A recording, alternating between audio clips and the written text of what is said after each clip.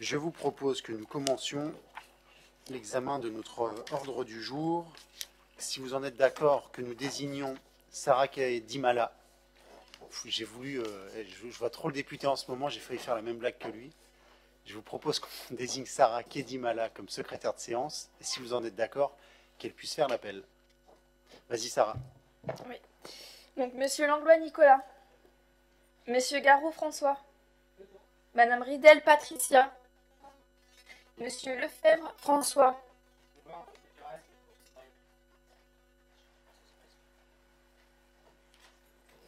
Madame Caru-Charton Emmanuel,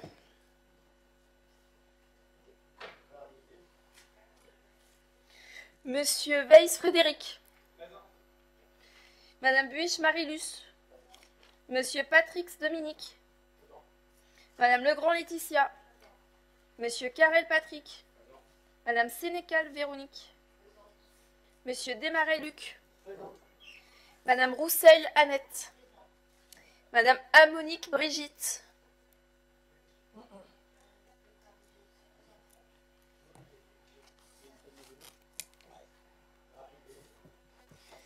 Monsieur Dufils Jean-Henri, Monsieur Ménard Joël, Monsieur Guérin Jackie, Madame Parisi Nathalie, Madame Carré Anne, Madame Botters Aline,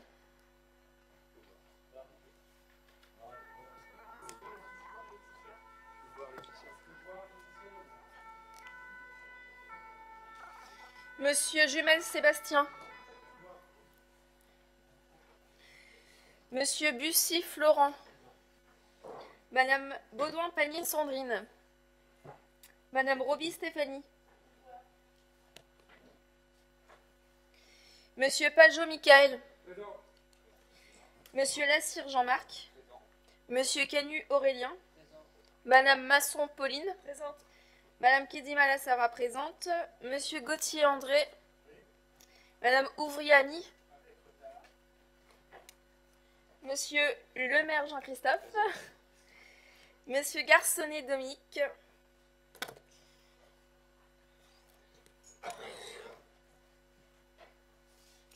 Madame Dijon Aurélie et Monsieur Hamelin Laurent. Merci Sarah. Je vous propose ensuite d'approuver le compte-rendu des délibérations de notre dernier conseil municipal du 31 mars 2022. Est-ce qu'il y a des observations sur ce compte-rendu? Non, pas d'opposition non plus. Je vous en remercie. Ensuite, c'est le compte-rendu. C'est une information, compte-rendu des décisions prises en vertu des délégations d'attribution consenties au maire par délibération du 4 juin 2020. Est-ce qu'il y a des questions là-dessus? Pas d'observation. Merci. On continue sur les informations sur le porté à connaissance des DIA et des renonciations à acquérir. Est-ce qu'il y a des questions sur cette liste? Non. Et ensuite, François, il s'agit de désigner un membre de la ville pour siéger au sein de l'œuvre normande des maires. Il s'agit d'une délibération tendant à désigner un membre de la ville de Dieppe au sein de l'ONM. La nouvelle entité de l'association Œuvre normande des maires, qui est née de la fusion-absorption des associations Œuvre normande des maires et Accueil Solidarité de l'agglomération d'Elbeuf le 17 décembre 2021, a pour objet, mais vous le savez déjà, d'accompagner les personnes en favorisant l'inclusion de tous dans un souci de promotion de l'être humain au sein de la société et en respectant toutes les opinions, qu'elles soient politiques, religieuses ou philosophiques. Le conseil municipal, conformément à ses statuts, est invité à procéder au scrutin majoritaire par un vote à la désignation d'un membre du conseil municipal ayant voix consultative pour siéger à l'Assemblée générale de l'œuvre normande des maires. Y a-t-il une opposition à un vote à main levée? S'il n'y a pas d'opposition, la candidature proposée pour siéger pour la ville est celle de Marie-Luce Buich. Y a-t-il des votes contre? Je vais m'en charger, ça François. Oui, ok, vas-y. Merci. Est-ce qu'il y a des oppositions à cette désignation de Marie-Luce? Est-ce qu'il y a des abstentions? Participez pas au vote. Donc les voix de la majorité pour Marie-Luce Buich. Merci à vous. Ouais. Oui, juste pour dire tout le bien des interventions justement qu'ils font dans les écoles auprès des enfants et que c'est vraiment de très grande qualité. Merci Véronique. FPH, Luc, démarrez. Oui, dans le cadre du Fonds de participation des habitants, un comité d'attribution s'est réuni le 6 mai dernier pour examiner le projet JAM porté par l'association La Serre Citoyenne qui a organisé et qui souhaite organiser 3 concerts d'improvisation musicale dans les quartiers prioritaires de la ville. Un a eu lieu ce 14 mai et je dirais juste que musique et barbecue, c'est égal à bien vivre ensemble et bon moment partagé. Il vous est donc proposé de verser la somme de 500 € à l'association La Serre Citoyenne uniquement pour le concert du 14 mai 2022. Ouais, c'est une délibération a posteriori parce que le projet est arrivé tardivement dans les tuyaux et que comme ça rentrait dans l'agenda et des artistes et de l'association. Voilà, on vous propose de régulariser, mais c'était un concert de jazz, notamment samedi soir dans le quartier du Val-d'Ouel. Est-ce qu'il y a des interventions sur ce sujet?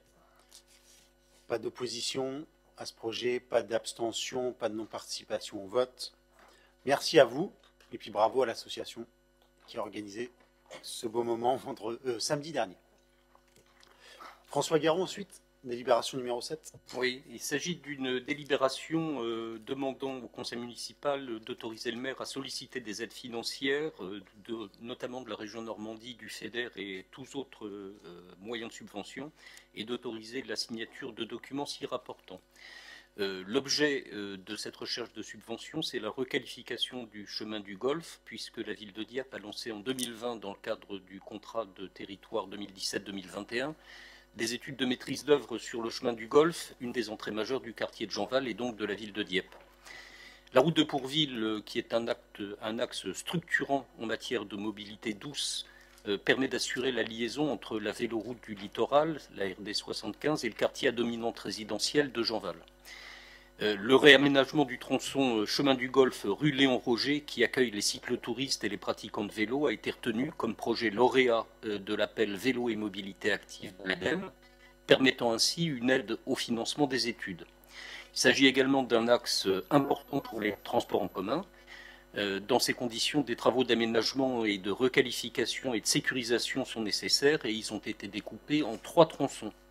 Un tronçon qui concerne la route de Pourville jusqu'au parvis du lycée du Golfe pour un montant de 212 091 €. Un tronçon qui va du parvis du lycée, qui concerne le parvis du lycée pour un montant de 253 928 €. Et un tronçon qui va du parvis du lycée jusqu'à la rue de la Résistance pour un montant de 305 885 €, soit quand même un budget de requalification de l'ordre de plus de 771 000 € hors taxes.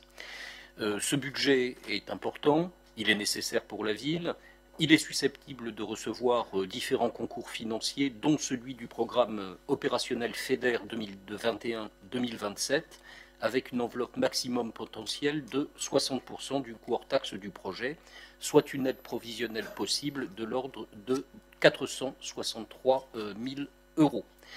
Il est bien évident que la ville de Dieppe a tout intérêt à autoriser son maire à rechercher des subventions et à signer sur ces points. Merci François. Est-ce qu'il y a des interventions sur cette délibération pour aller chercher un maximum de financement? Non. Pour les appels à projets de l'ADEME, souvent le fond est bon, l'idée est bonne.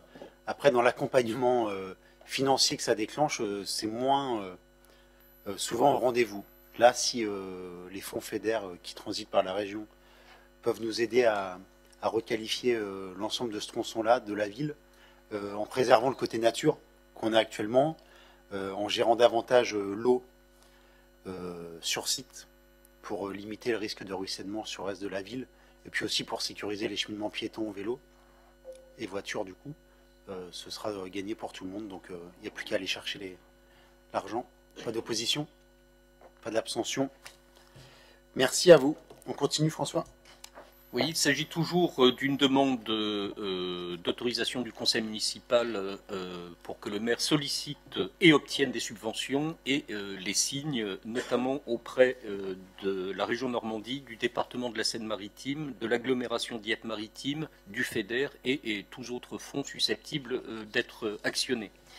Là, il s'agit de la requalification des abords du centre océanographique, quai du Tonquin axe sud de Dieppe, quai du Ken, parc François Mitterrand.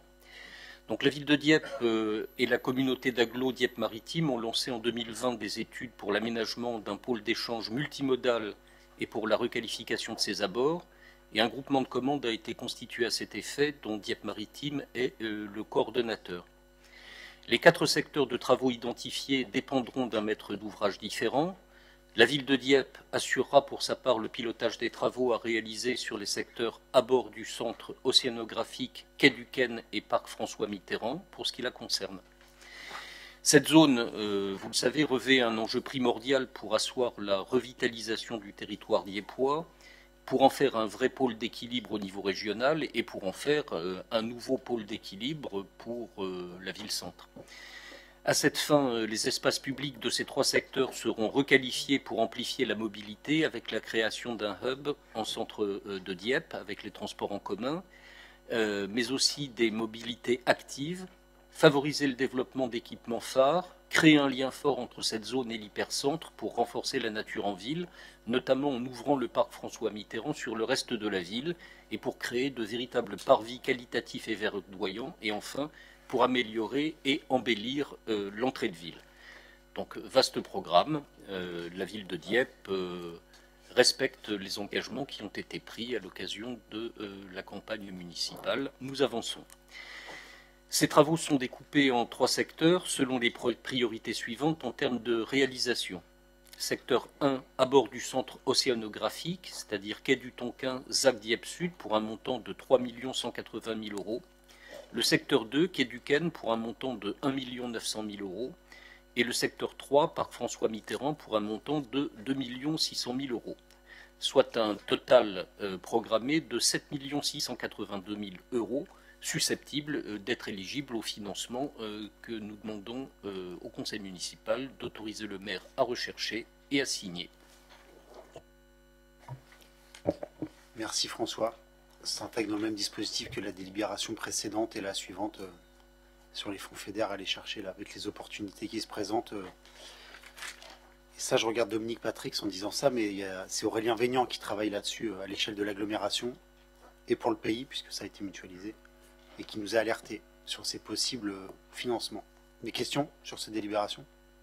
Oui, monsieur Gauthier, vas-y. Oui, monsieur le maire, vous ne serez pas étonné de notre intervention concernant cette délibération, puisque, en effet, quand il s'agit de la ZAC Dieppe Sud, on est toujours particulièrement vigilant. C'est la dernière partie de cette ville, partie de la ville que l'on peut encore aménager, et je pense qu'il ne faut pas se louper. Pour autant, là, il s'agit des abords du centre océanographique, donc l'occasion de vous demander où est-ce qu'on en est. On en parle beaucoup, on voit apparaître en effet dans les rapports de centre océanographique, on parle des abords, pour autant on n'a pas véritablement beaucoup d'informations sur la poursuite du projet et l'aboutissement du projet. Deuxième point, et ça fait partie du premier objectif de requalification de ces abords, on parle de la création d'un véritable hub. Qui dit hub dit bien évidemment croisement des mobilités, et en l'occurrence c'est assez naturel, c'est assez logique. On a la gare ferroviaire, on a la gare routière, on a la future RN27 qui devrait arriver à cet endroit-là, la voie verte également, mais qui dit hub dit aussi possibilité de stationner. Je ne parle pas du stationnement qui est déjà prévu pour les visiteurs du centre océanographique. Vous nous aviez expliqué lors d'une précédente séance qu'il y aurait en effet avec le centre océanographique la construction d'un parking pour les visiteurs du centre. Je ne parle pas non plus, et on va le voir dans un autre rapport, concernant la convention de la tête nord de la ZAC Dieppe Sud, à savoir, je ne parle pas des stationnements qui seront réservés aux activités de cette tête nord et aux futurs résidents de cet aménagement. Je parle d'un parking nécessaire à cet endroit qui est un hub, qui est un endroit de croisement. D'ailleurs, c'est indiqué sur l'ensemble des objectifs de votre rapport. Stationnement qui est indispensable. Stationnement qui est indispensable, ne serait-ce que pour, dans un premier temps, permettre à ceux qui prennent le train de pouvoir continuer à pouvoir se garer le matin, reprendre leur véhicule le soir. Vous avez pu vous rendre compte vous-même qu'il y a une bonne centaine, voire 150 véhicules par jour sur le côté de la gare, une personne qui utilise le train. Et donc, ce qui nous inquiète sur les abords de ce centre océanographique, c'est qu'on n'en profite pas, justement, pour prévoir ce stationnement. Ça a fait l'objet aussi de propositions que nous avions faites, c'est-à-dire un grand parking de délestage de plusieurs centaines de places, qui soit gratuit et qui permettrait en effet de résoudre le problème du stationnement directement sur le front de mer. Il n'y aura pas de résolution des problèmes de circulation et des problèmes de stationnement en centre-ville et sur le front de mer sans qu'il y ait à proximité de la gare cette possibilité de stationnement gratuit ou extrêmement peu payant. Et je trouve que la façon dont aujourd'hui la requalification de ce quartier est envisagée nous inquiète au regard de l'absence de projet de stationnement. Par contre, sur le fond, pour aller chercher en effet des financements auprès des différents partenaires, bien évidemment, nous sommes favorables, donc nous voterons pour, mais avec les réserves que nous émettons sur le parti pris d'aménagement que vous avez choisi concernant cette zone. Ce qui est bien, c'est qu'à la fin de votre intervention, vous avouez que vous êtes hors sujet, quoi. Parce que la question, elle vise juste à aller chercher les subventions du FEDER et pas à remettre en cause le projet ou à réaffirmer quelque chose de nouveau. Par rapport à ce qu'on a déjà, ce dont on a déjà débattu ou ce sur quoi on a pu délibérer dans ce conseil. Mais je prends vos conseils sur les aménagements ratés comme un conseil venant d'une partie de l'échiquier politique, la droite, qui sait ce que c'est que d'aller faire des aménagements ratés en ville et d'avoir des aménagements qui pourrissent le quotidien de tout le monde, grande rue, sur la station balnéaire ou sur le parking qui est fermé aux 2/3 sur le front de mer. Donc je prends ça avec bienveillance, Monsieur Gauthier, je vous en remercie. Sur le centre océanographique, je sais que ça vous dérange. Je me souviens que lorsqu'on avait présenté le projet, la droite qui est de la même partie, sur la même partie que l'échiquier politique, et la même droite qui avait loupé tous ces aménagements de la Grande Rue ou Clébin, nous avait dit que c'était impossible qu'il y ait un projet de centre océanographique qui s'installe à Dieppe. À l'époque, on nous avait dit que Dieppe était trop petit, que c'était un trop petit territoire. Jean Bazin avait dit ça au nom de votre groupe, je m'en souviens très bien. Et nous, on avait défendu à l'époque, je me souviens que Dominique Patrick avait pu dire, toutes les grandes villes portuaires maritimes ont des équipements de ce type. En plus, ce sera un équipement inédit, puisqu'il sera davantage tourné vers le retour dans leur milieu naturel d'espèces qui ont été élevées dans des fermes d'élevage dans le monde entier pour les réintroduire ultra majoritairement à 90% dans leur milieu naturel ou milieu d'origine. Un gros recours au numérique pour ne pas avoir à exposer des espèces qui seraient maltraitées dans cet équipement-là. Et depuis, il y a de l'eau qui a coulé sous les ponts ou au robinet. J'avais encore, il y a quelques jours, avec François Garot ou encore François Lefebvre qui va arriver, une réunion avec le nouveau directeur régional de la Banque des Territoires à ce sujet. Nouveau directeur régional de la Banque des Territoires qui vient de Corse et qui découvre le sujet, qui regarde ça avec bienveillance. Je sais qu'il y aura prochainement de nouvelles rencontres avec les établissements bancaires privés qui, aux côtés de la Banque des Territoires, pourraient être des partenaires des investisseurs sur ce projet-là, parce que je rappelle que c'est un projet privé. Je crois savoir aussi qu'il y a un industriel bien connu en Normandie qui pourrait faire partie de l'aventure parce que ça l'intéresse d'aller dans ce domaine d'activité. Et que tout ce qu'on vit actuellement, moi, je pense, quand on voit l'état de notre planète, quand on voit l'état de la ressource dans les différents océans de la planète, dans les milieux naturels, tout pousse à ce qu'on ait sur notre territoire un équipement comme celui-ci qui permettra à tout le monde d'être sensibilisé à cette question de la préservation de l'environnement, préservation de la ressource en eau et de la préservation des mers et des océans. Donc ça avance au rythme d'un projet de 70-80 millions d'euros dans le contexte qui est le nôtre, dans le contexte d'après-Covid, dans le contexte d'inflation qui est le nôtre, et donc ça prend du temps, ce qui est normal. Moi, j'ai confiance dans ce projet. Ensuite, sur le reste, sur Dieppe Sud, sur le stationnement, etc., moi, Monsieur Gauthier, parce que c'est facile de dire il faudra un grand parking extrêmement peu cher. Je ne connaissais pas cette expression-là. Gratuit, mais pas tout à fait gratuit. J'aimerais que vous me disiez où vous le mettez, vous, ce grand parking gratuit. Parce que ça a l'air si simple dans votre vision des choses. Moi, ce que je sais,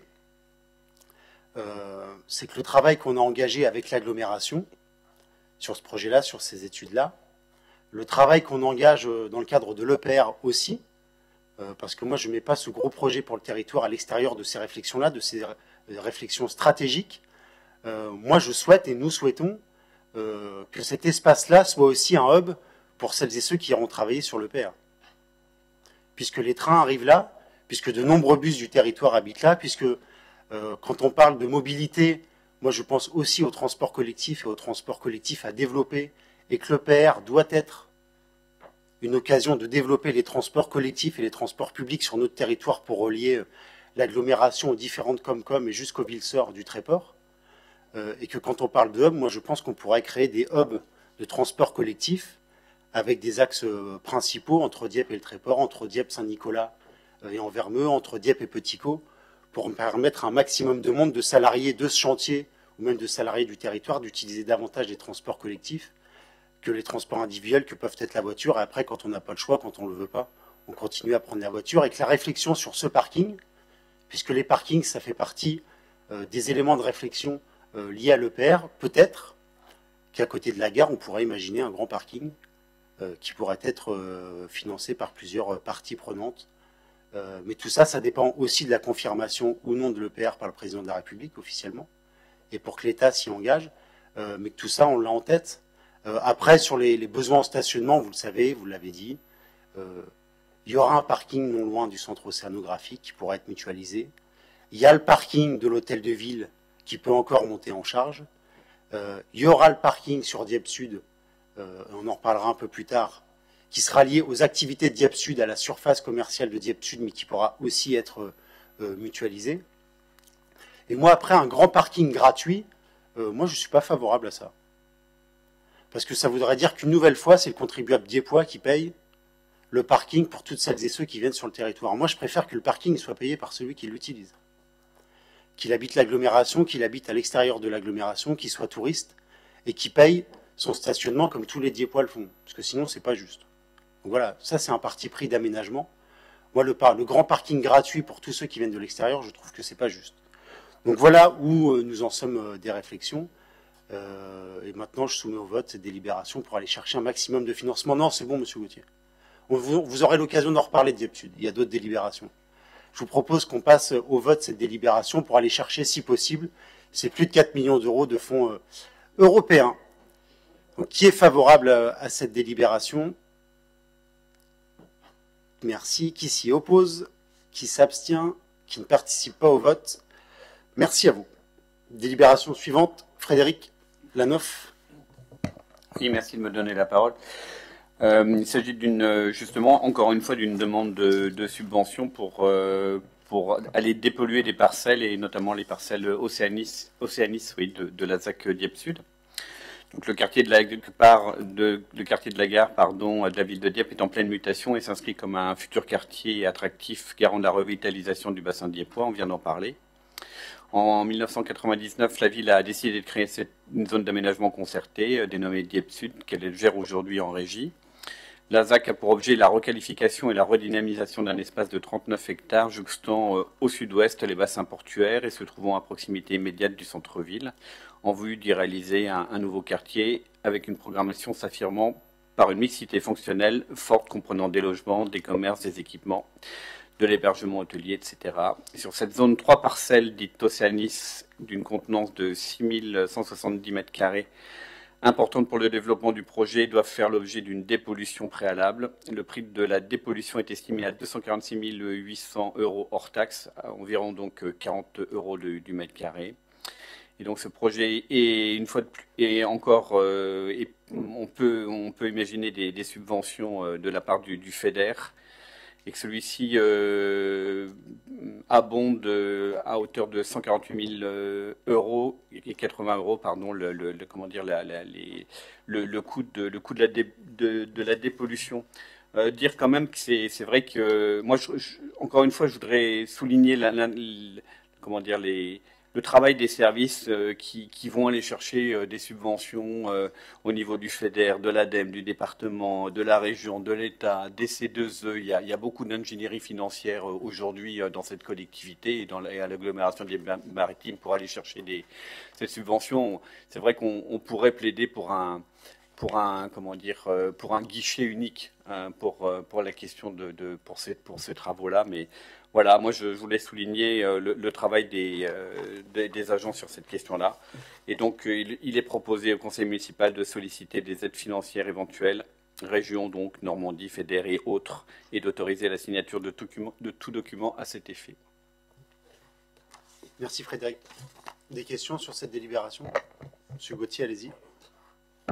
Oui, monsieur le maire, puisqu'on parle de la ZAC Dieppe Sud, je vais en profiter pour répondre à un certain nombre de choses que vous avez dites précédemment, et de telle façon à ce que ça ne soit pas totalement décalé avec un rapport qui arrivera que beaucoup plus tard. Demander des informations sur un projet qui est quand même relativement important, vous le dites vous-même, 70 à 80 millions d'euros, ne signifie pas qu'on est contre. D'ailleurs, vous ne m'avez jamais entendu dire qu'on était contre le centre océanographique. Jamais. Jamais. Je confirme ce que j'ai dit. Deuxième chose, d'autres collègues, mais comme ils sont absents, je vais m'abstenir aussi de renvoyer sur d'autres collègues, mais en effet, d'autres collègues avaient souhaité exprimer leur désaccord sur ce projet. Deuxième chose, moi je pose une question très très simple sur le problème du stationnement. C'est où est-ce que les gens qui prennent le train vont pouvoir se garer? Voilà, c'est aussi simple que ça. Et je pense que ne pas prévoir ce type de stationnement directement sur un hub, c'est-à-dire un endroit où se croisent les mobilités, c'est une erreur majeure. C'est une erreur majeure. Maintenant, je prends évidemment avec intérêt l'information que vous venez de nous donner, à savoir que vous êtes d'accord pour le stationnement payant. Est-ce que ça veut dire que le stationnement du front de mer deviendra payant un de ces quatre? Voilà. Pour autant, sur cette délibération, nous voterons pour. Vous ne changez pas, hein, c'est ça qui est bien. La culture de l'insinuation, entre la gauche et la droite, s'il y en a qui rendent le stationnement payant sur le front de mer, c'est bien la droite. Ceux qui ont rendu la rotonde payante, c'était la droite. Et celle qui l'a rendue gratuite, c'est la gauche. Donc il n'y aura jamais de stationnement payant. Écoutez, monsieur Gauthier, parce qu'après vous allez me reposer la même question, vouloir reprendre la parole. Donc le stationnement payant, il ne sera jamais payant sur le front de mer. Enfin, le stationnement du front de mer, il ne sera jamais payant. Après, réaliser des aménagements sur un grand parking, avec les millions d'euros que ça coûte pour le rendre gratuit, non. C'est comme si sur l'hôtel de ville, ça avait été aux contribuables diepois de payer les aménagements de ce grand parking. Non, c'est ceux qui utilisent le stationnement qui payent cet investissement. Et ça, c'est juste. Je trouve que c'est juste en termes de mesure. C'est ça la différence entre vous et nous. Donc, pas besoin d'insinuer quelque chose qui ne se produira jamais. Vous le savez, ça. Et quand à côté de la gare, pour l'instant, il se gare à côté de la gare. Voilà. Délibération suivante. On a voté, hein? Non. Qui est contre? Qui s'abstient? Qui ne participe pas au vote? Qui est favorable? D'accord. Donc vous n'avez pas voté la précédente. Ok. Délibération suivante, Laetitia. Oui, moi c'est gratuit. Il n'y a pas besoin de stationnement. Moi, Je vous propose une exposition sur les discriminations pour lutter un peu contre la violence dont on est victime au quotidien, parce qu'on est dans une société qui est quand même pétrie de stéréotypes et de préjugés. Donc là, c'est une exposition qui nous est prêtée par l'Observatoire des inégalités, qui a été réalisée par des jeunes. Donc il s'agit de 59 affiches avec un panneau explicatif. Donc en fait, les jeunes, c'est bien, ils ont de la ressource, ils sont inspirants.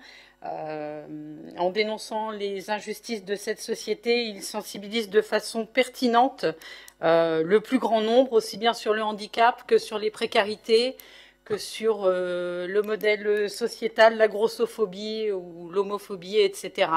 Donc voilà, j'espère que ça sera une belle exposition et qu'elle va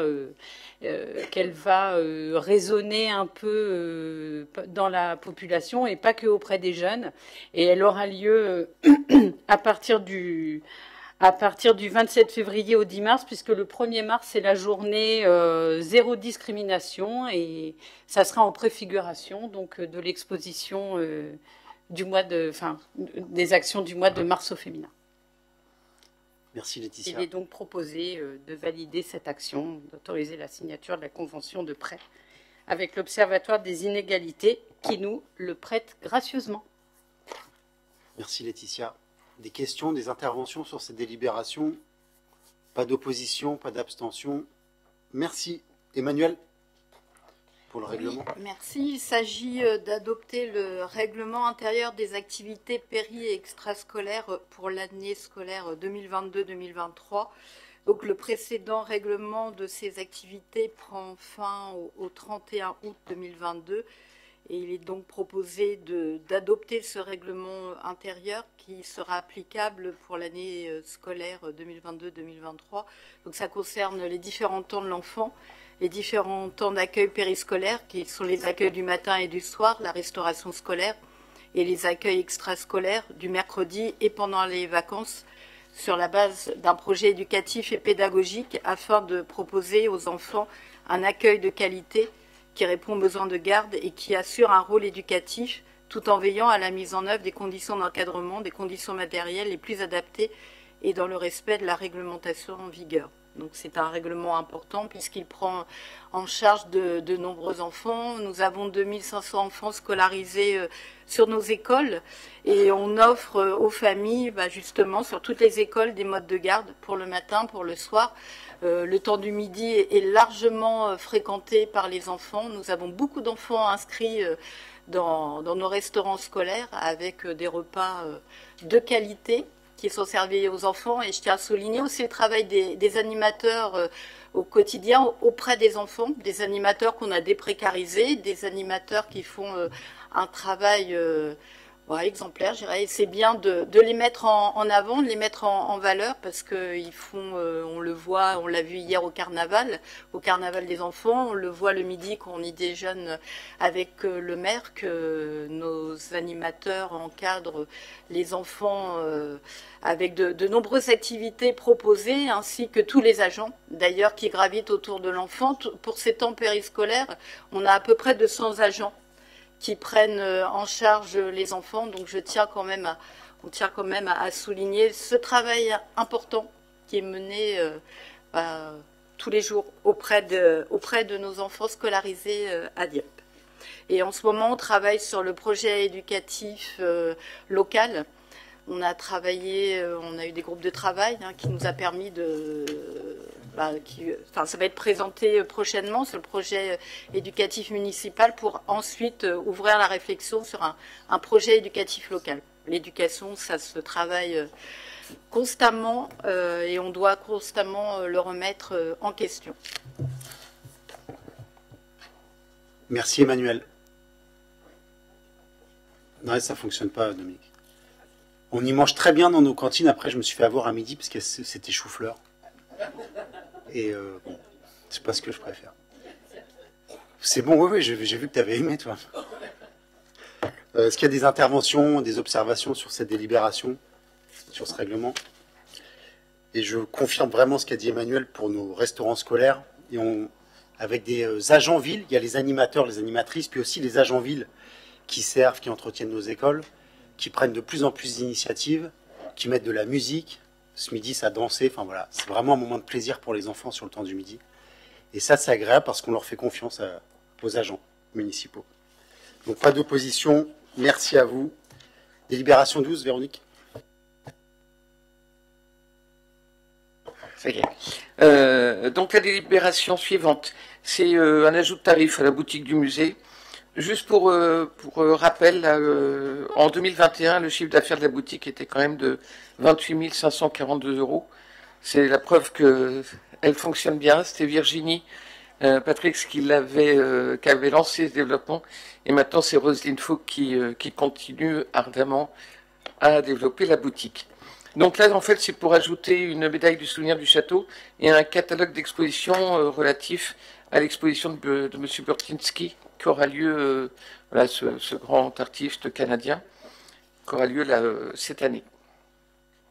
Donc il est proposé au conseil municipal d'approuver la création de nouveaux tarifs à compter du 25 mai 2022 pour la vente du médaille souvenir du château et d'un catalogue d'expositions. Merci Véronique. Au mois de juin commence l'exposition du photographe. Pas d'opposition là-dessus, j'imagine. Des observations. Merci. Tu peux continuer, Véronique.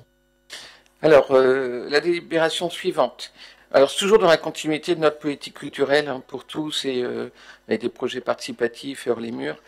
Là, c'est de l'opération Lire à la plage. C'est un partenariat avec le département pour l'année 2022. Donc, cette opération aura lieu du 9 juillet au 28 août 2022. C'est proposer un espace de lecture, comme ça se fait tous les ans maintenant, et permettre ainsi une rencontre attractive avec le livre, ainsi qu'une découverte de la bibliothèque municipale et intercommunale. L'espace ouvrira tous les jours de 14h à 19h. C'est en gros 1000 livres qui seront ainsi sélectionnés par la médiathèque départementale. Des animateurs seront recrutés par le département pour conseiller le public et animer le site. Nous aurons aussi nos services délire et diable d'art et d'histoire qui proposeront un programme d'animation, jeux et conférences tout au long de l'été. Sur les bibliothèques, il y aura aussi énormément de choses qui se feront cet été en dehors des murs. Et ça, faut préciser, saluer le travail des agents, que ce soit des jeux dans le parc paysager, le Caïdos Géant de Neuville, mais également des lectures, jeux dans le parc, des balades comptées dans Neuville, palais sur les galets. Voilà, donc on reste toujours dans ce qui est pour tous, culture pour tous, et hors les murs. Il est donc proposé au conseil municipal d'approuver le renouvellement de l'opération Lire à la plage pour 2022 et d'autoriser la signature de la convention de partenariat correspondante. Merci Véronique. Ça veut dire que l'été arrive, ça. Des délibérations qui sentent le chaud. Est-ce qu'il y a des observations, des interventions sur cette délibération? Non. Merci à vous. Véronique, tu peux continuer. Oui, j'en profite toujours sur les bibliothèques pour rappeler à tous qu'il y a ce bel événement qui aura lieu jeudi prochain de la fête du jeu, maintenant ce qui s'appelle À vous de jouer, dans le parc Mitterrand, et qui se clôturera par le spectacle de la compagnie In Fine sur les façades de la mairie. Alors, délibération suivante. C'est une convention de partenariat entre la ville de Dieppe et l'établissement public du parc et de la grande halle de la Villette, dans le dispositif Microfolie. Là, le principe, c'est permettre... il y a quelques œuvres du musée de Dieppe qui pourront intégrer la collection Microfolie des musées de Normandie. Cette collection rassemblera à peu près 400 œuvres issues de 48 musées de France. En ce qui nous concerne, ce sera 9 œuvres qui devraient intégrer la collection des musées de Normandie. Il est donc proposé au conseil municipal d'approuver la convention de partenariat Microfolie entre la ville de Dieppe et l'établissement public du parc et de la grande halle de la Villette et d'autoriser sa signature. Merci Véronique. Des observations là-dessus? C'est bien, c'est le lien qui se renforce entre cette belle idée et puis la ville et nos collections, donc c'est top. Pas d'opposition. Merci à vous. Tu peux continuer Véronique. La 15. Délibération 15. Donc pour la deuxième année, on a encore ce beau partenariat avec le festival Terre de Parole. Donc là, c'est pour la mise en place d'un comité de lecture à la médiathèque Jean Renoir. L'édition 2022 du Festival Terre de Parole se déroulera du 30 septembre au 9 octobre.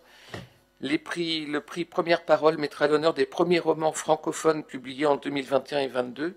Il est donc prévu en fait de créer un comité de lecture à la médiathèque de façon à pouvoir participer à ce festival. J'en profite pour dire qu'il y aura également un beau spectacle qui est prévu. On verra normalement à la fin de ce festival. C'est un partenariat aussi avec l'agglomération. Donc il est proposé au conseil municipal d'approuver la mise en place de ce comité de lecture à la médiathèque Jean Renoir, ainsi que les conditions de partenariat et d'autoriser la signature des documents correspondants. Merci Véronique, je t'ai fait signe parce que le programme va être annoncé officiellement ces jours-ci. On devrait avoir un beau rendez-vous à Dieppe, vraiment un beau rendez-vous. Donc voilà. Je vous mets un peu en haleine, mais si c'est confirmé par le festival et sa direction, ça va être génial. Pas de remarques, pas d'intervention sur cette délibération, sur le comité de lecture. Il y en aura un avec la Grande Ourse également. Merci. Et bien on continue. Vas-y Véronique. Délibération numéro 16. Donc là, c'est une convention de mise à disposition à titre gratuit de la salle de spectacle du Drakkar au collège Albert Camus.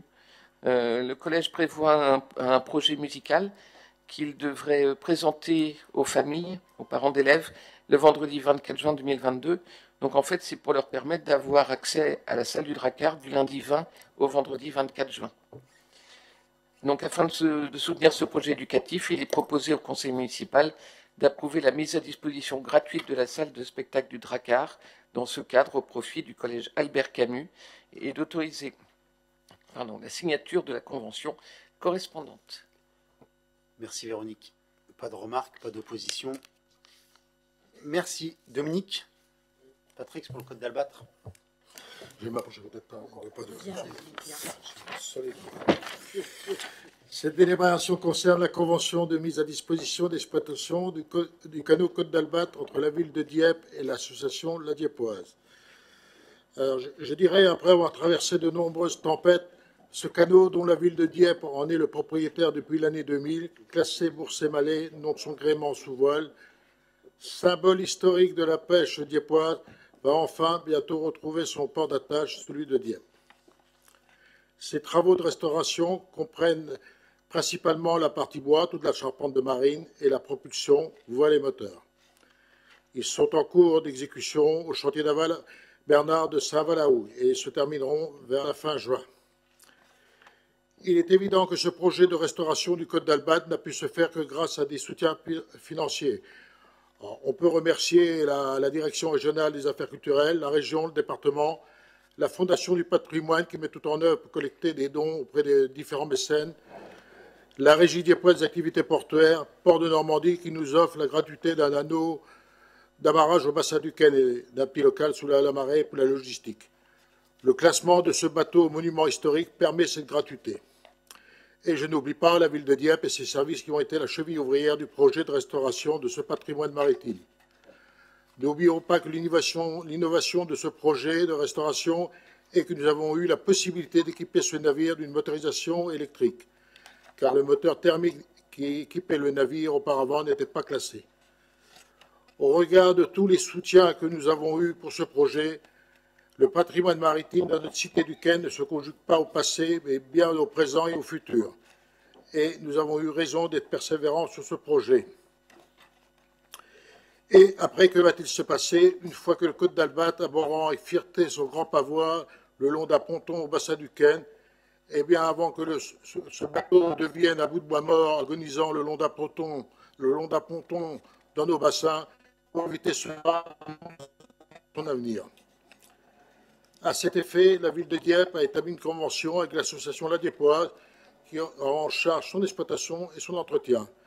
Cette façon de faire n'a rien d'exceptionnel. Bon nombre de communes, de collectivités procèdent de cette façon. Je rappellerai que le Marité, dernier Ternevier, 3 mois goélette, a pu être sauvé grâce au département de la Manche.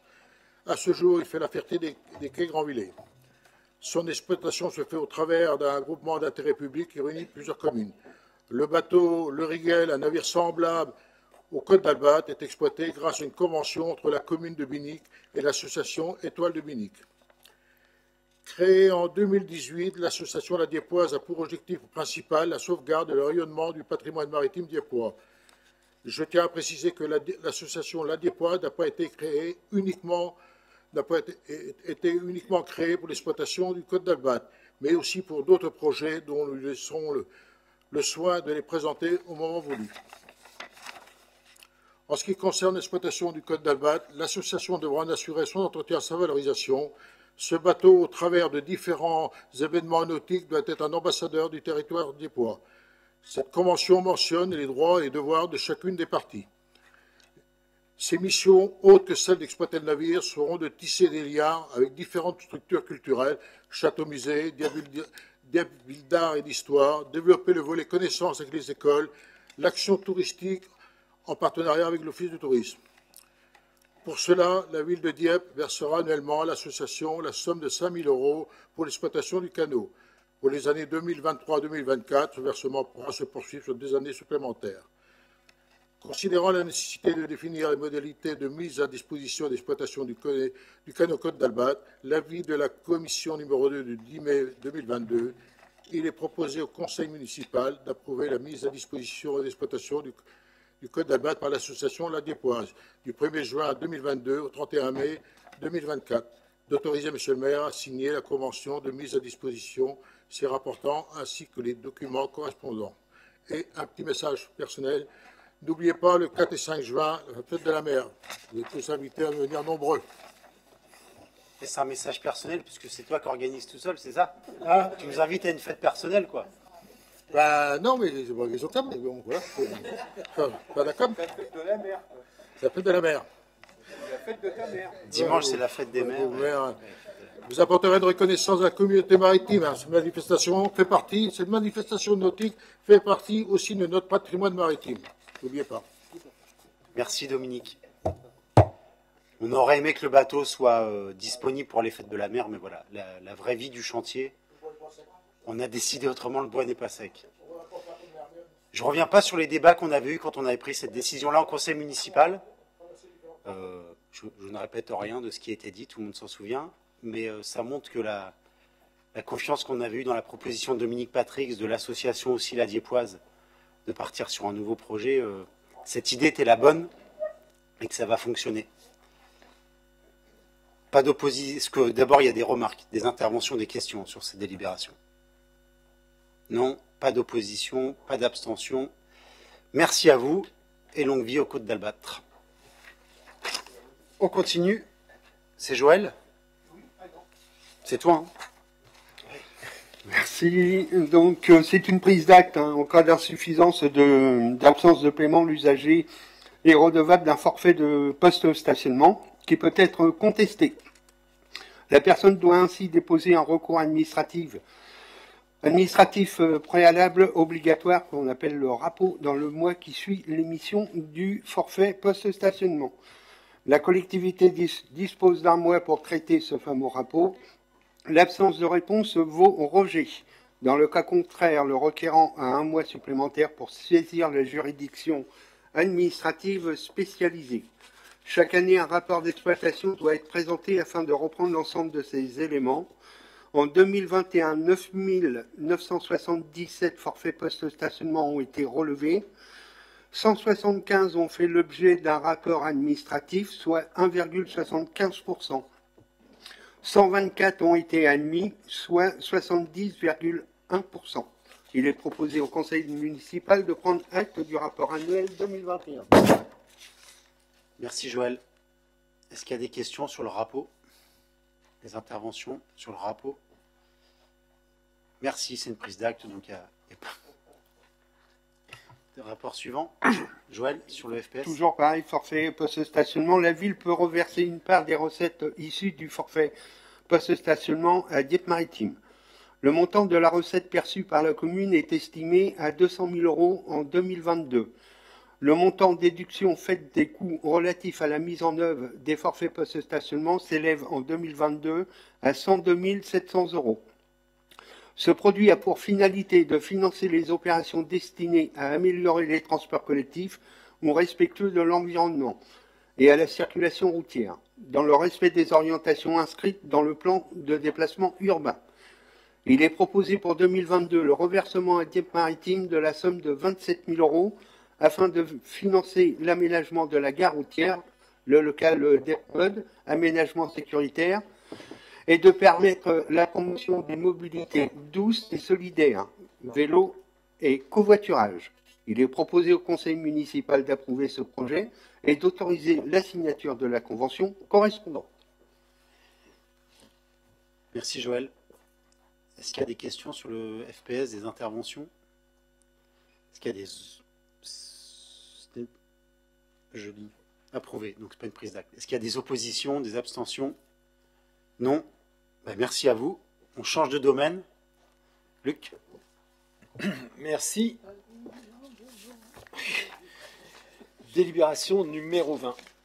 Oui, j'avais là. L'Agence nationale du sport a lancé un appel à projet sur 2 thèmes, j'apprends à nager et le savoir rouler. La ville a répondu avec enthousiasme à cet appel à projet et démontre une fois de plus qu'on a un service public de qualité, puisque cet appel à projet, avec 2 thématiques, le j'apprends à nager, dispositif qui a pour ambition de permettre à tous les enfants entrant en classe de 6e de savoir nager. Ce dispositif s'adresse aux enfants résidant prioritairement dans les quartiers de la politique de la ville. Et nous savons ici l'importance du savoir nager.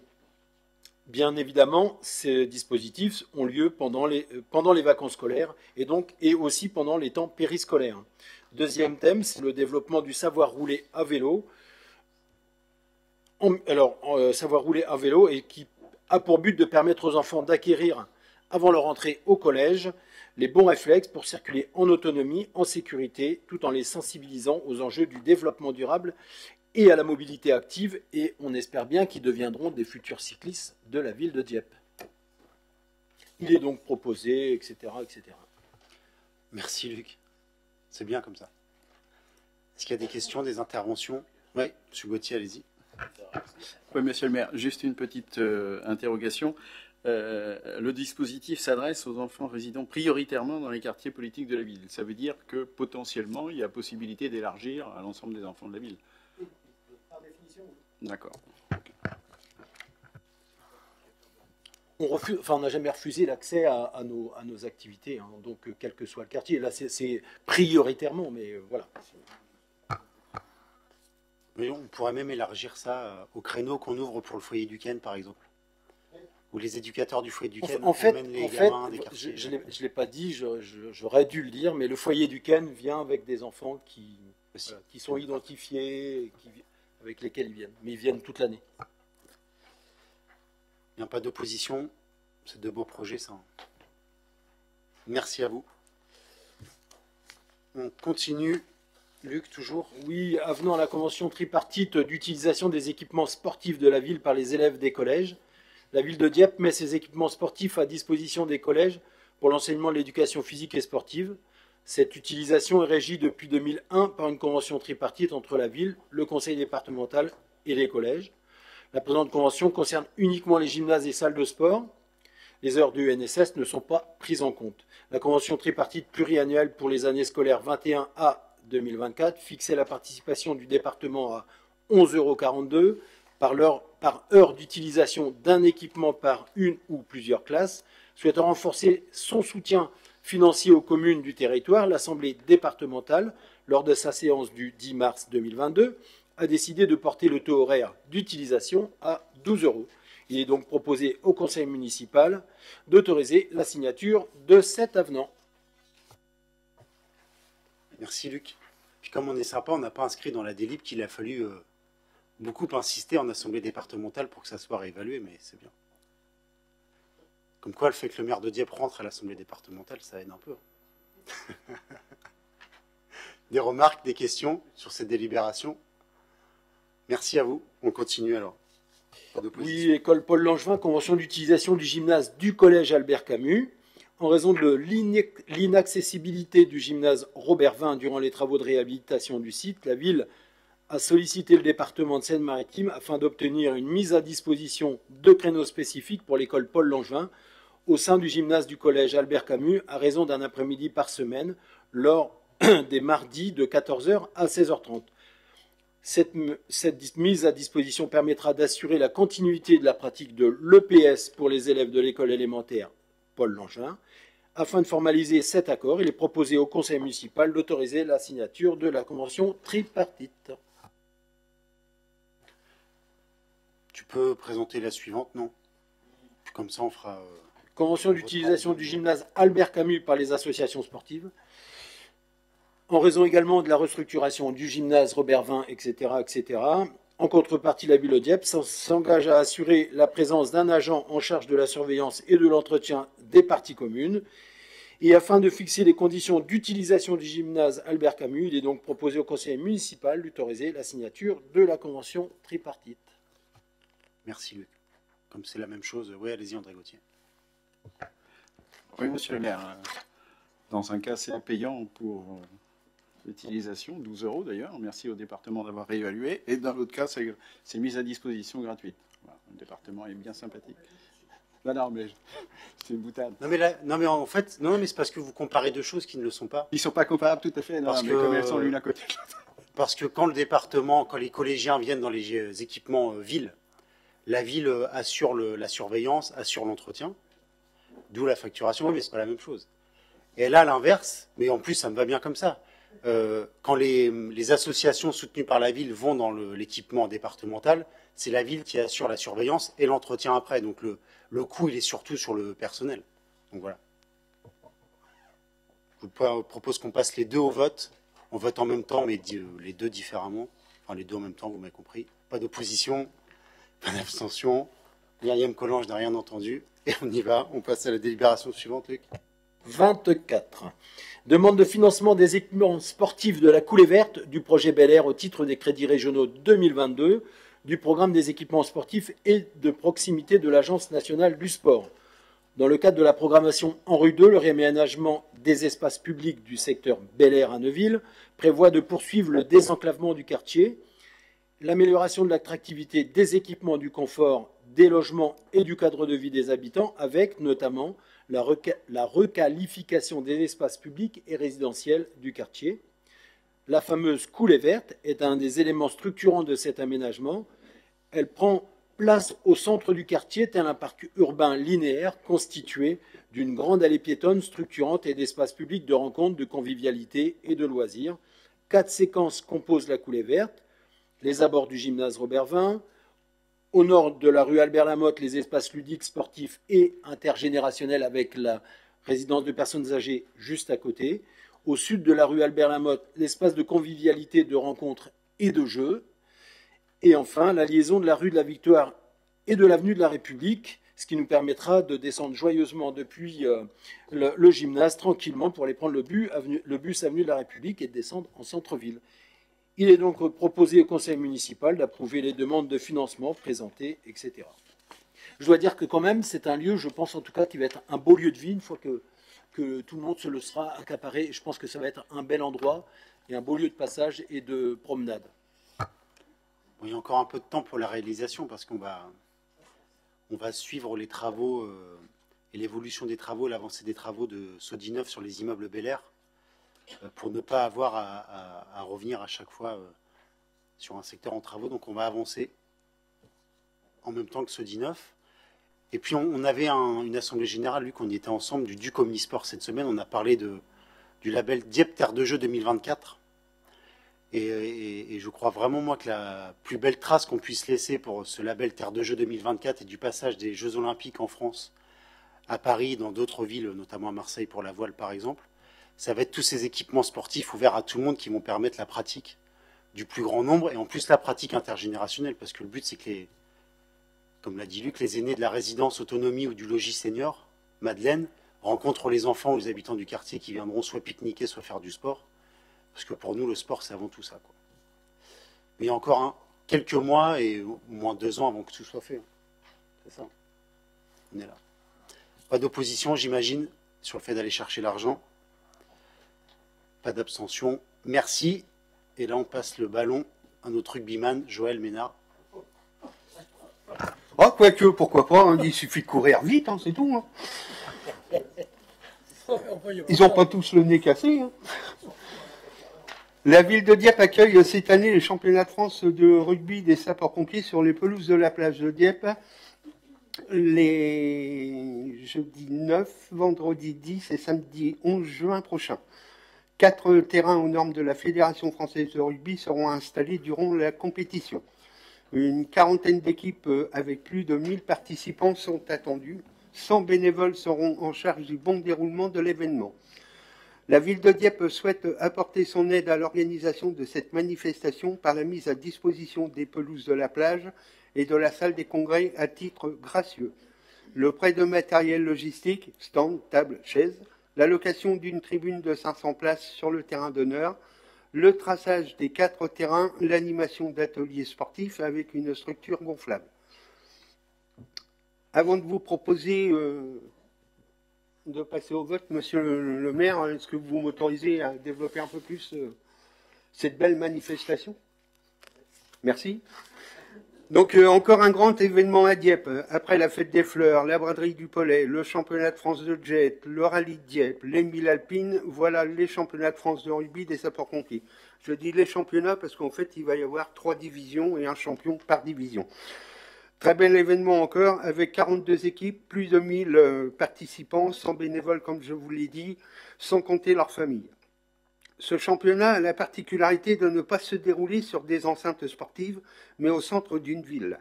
Je parle bien sûr des plages. En 2019, quand les sapeurs-pompiers sont venus proposer ce projet à la commune, et c'était Manu qui était ministre des Sports à cette époque-là, on s'est regardé et on s'est dit, mais comment on va faire?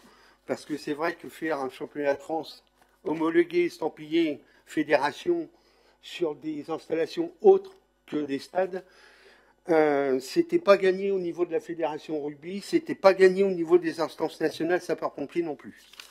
Néanmoins, avec le président du comité d'organisation qui a été assez tenace, ils ont réussi quand même à ce qu'ils viennent découvrir notre site. Et ils ont applaudi dès demain, ils ont validé l'attribution de l'organisation des championnats de France au SDIS 76, donc à Dieppe. Voilà, donc on va se préparer, on est en train de travailler. Alors je vais vous rassurer, les pelleteuses qui sont sur la pelouse actuellement, on ne commence pas encore les travaux du parking souterrain de la plage. Hein, c'est juste pour installer des fourreaux, des poteaux de rugby, ça c'est dit. Et je voudrais remercier particulièrement le service des sports qui s'est investi, comme tous les autres services d'ailleurs, mais aussi le DGS, qui ont été partie prenante à fond parce que pour tracer les terrains sur la plage, c'est pas évident. Voilà.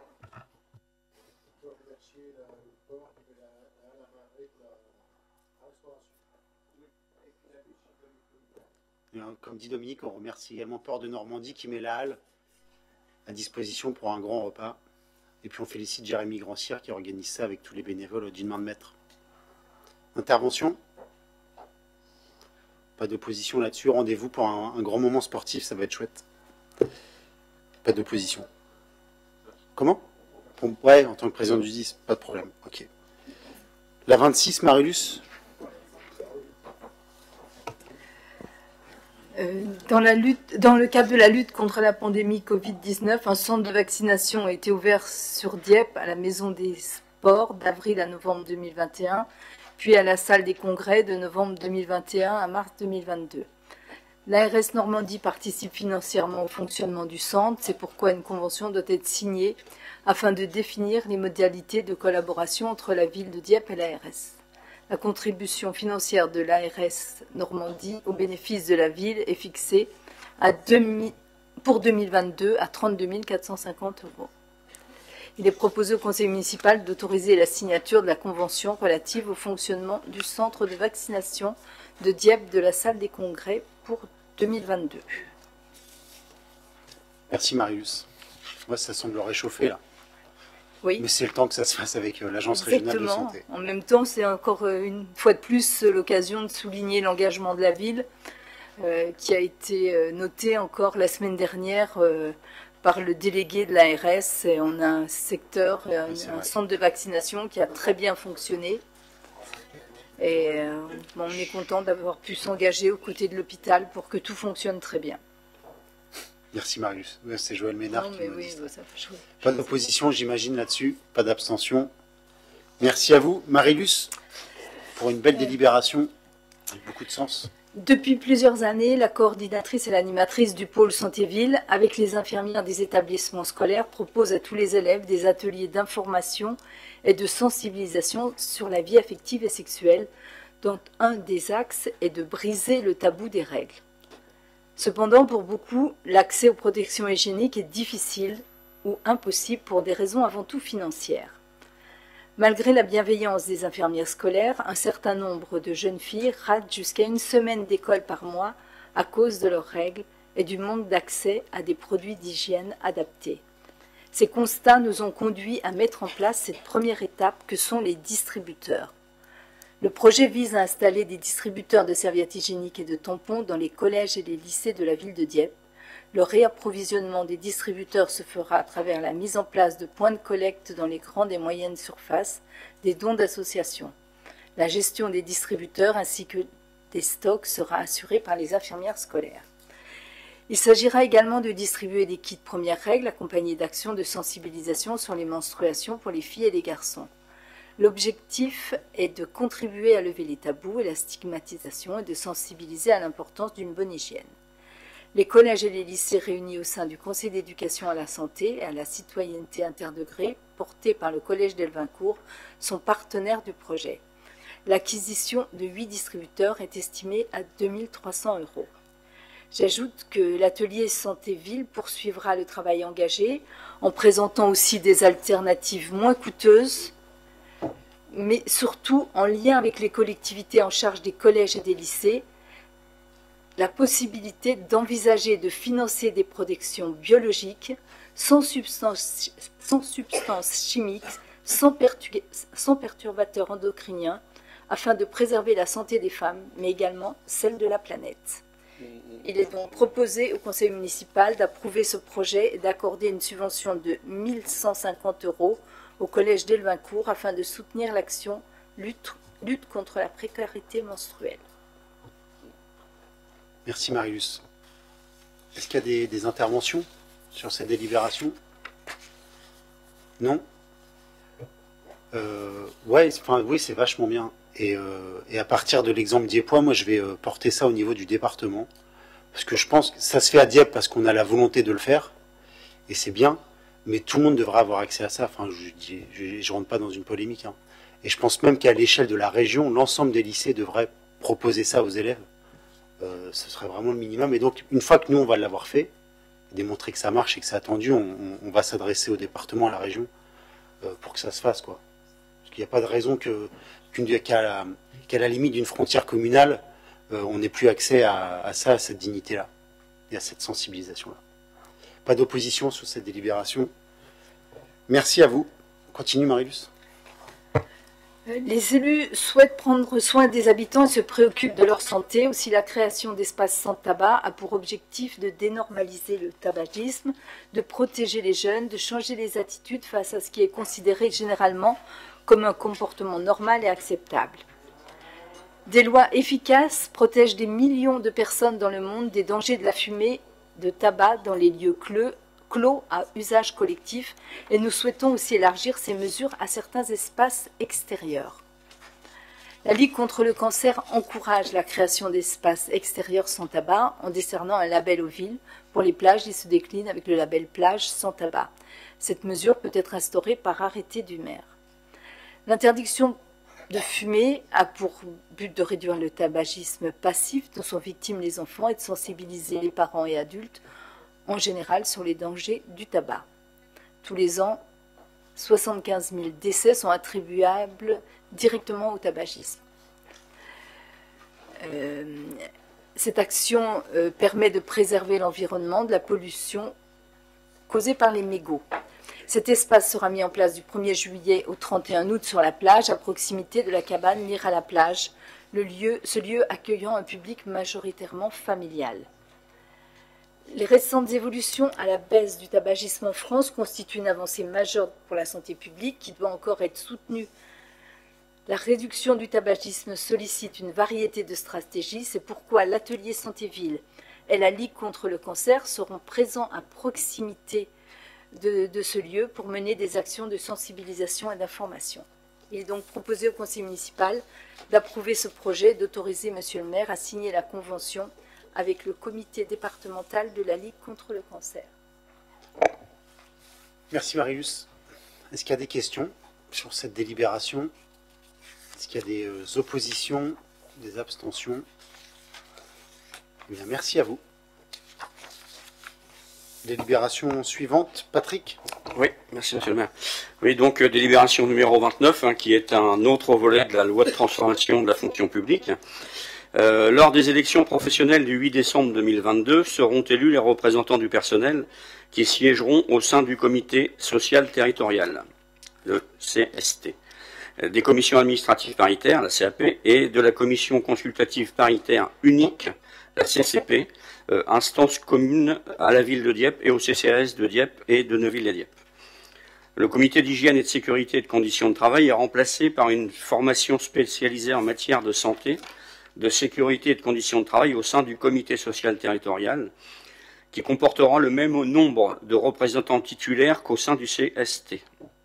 Les représentants du personnel titulaire seront désignés par les organisations syndicales parmi les représentants titulaires ou suppléants du CST. Les suppléants, quant à eux, seront désignés librement par les organisations syndicales, sous réserve bien sûr de satisfaire aux conditions d'éligibilité. En ce qui concerne la commission consultative paritaire, celle-ci sera unique à compter de 2022, puisqu'elle représentera l'ensemble des agents contractuels de droit public de la ville de Dieppe et de ses CCAS, sans distinction de catégorie A, B ou C. Chaque liste présentée comprendra un nombre de femmes et d'hommes correspondant aux parts respectives de femmes et d'hommes composant les effectifs de la collectivité au 1er janvier 2022. Par ailleurs, les représentants de la collectivité seront désignés en respectant le principe de parité entre les femmes et les hommes. Il est proposé au conseil municipal de maintenir le paritarisme numérique en fixant le nombre de représentants de la collectivité égal à celui des représentants du personnel titulaire et suppléant dans chacune des instances paritaires. De maintenir le paritarisme de fonctionnement avec le recueil par chacune des instances paritaires de l'avis des représentants de la collectivité en complément de l'expression de l'avis des représentants du personnel. De faire respecter la représentation équilibrée des femmes et des hommes au sein des listes et des candidats proposés par les organisations syndicales pour ces différentes instances, de fixer la composition de ces différentes instances comme suit. Donc pour le comité social territorial, 6 représentants du personnel et 6 représentants de la collectivité, avec un équilibre de 4 femmes et 2 hommes pour chacune des catégories. Pour la CAP, la commission administrative paritaire, pour la catégorie A, il s'agira d'élire 4 représentants du personnel et 4 représentants de la collectivité, dont 2 femmes et 2 hommes pour chacune des catégories. Pour la catégorie B, 4 représentants du personnel et 4 représentants de la collectivité, avec 3 femmes et 1 homme pour chacune des catégories.